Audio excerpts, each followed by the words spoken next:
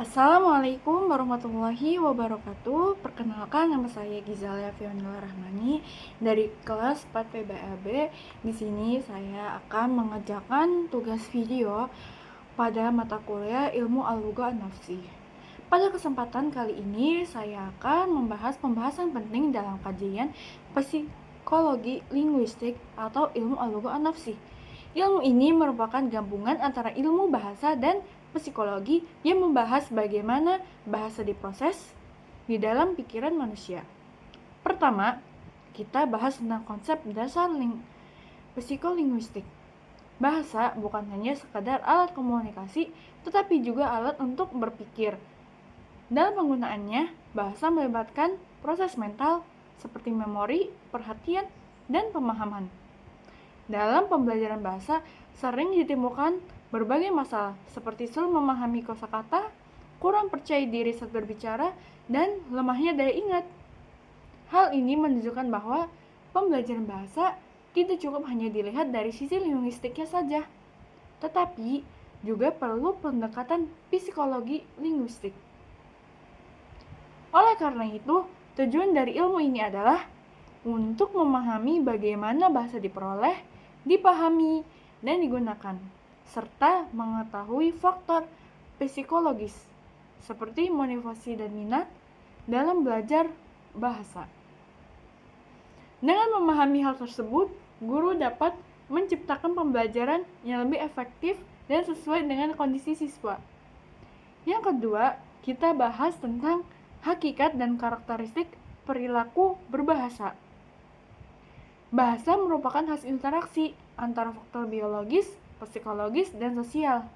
Manusia memiliki potensi bahasa sejak lahir, namun kemampuan tersebut berkembang melalui interaksi dengan lingkungan. Perilaku berbahasa memiliki 3 karakter utama. Yang pertama, kreativitas, yaitu kemampuan manusia menghasilkan kalimat yang tidak terbatas. Yang kedua yaitu fleksibilitas, yaitu kemampuan menyesuaikan bahasa sesuai dengan situasi. Dan yang ketiga atau yang terakhir, keterkaitan dengan konteks, di mana bahasa dipengaruhi oleh kondisi sosial dan psikologis.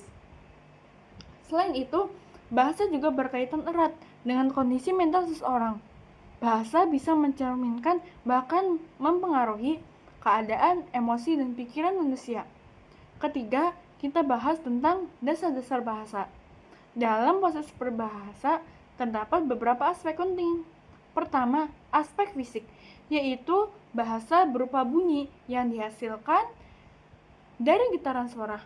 Kedua, aspek sensorik, yaitu peran indera seperti pendengaran dan penglihatan.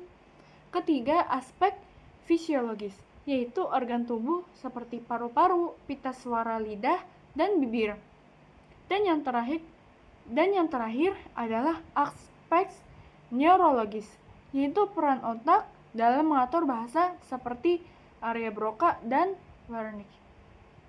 Keempat aspek ini saling berkaitan dan tidak dapat dipisahkan sehingga membentuk proses berbahasa yang kompleks. Sebagai kesimpulan, psikologis atau psikolinguistik membantu kita memahami bahwa bahasa bukan hanya alat komunikasi, tetapi juga melibatkan pikiran, tubuh, dan kondisi psikologis manusia. Dengan memahami hal ini, pembelajaran bahasa dapat menjadi efektif dan bermakna. Sekian dari saya yang dapat saya sampaikan. Kurang lebihnya mohon maaf. Wabillahi taufiq wal hidayah. Wassalamualaikum warahmatullahi wabarakatuh.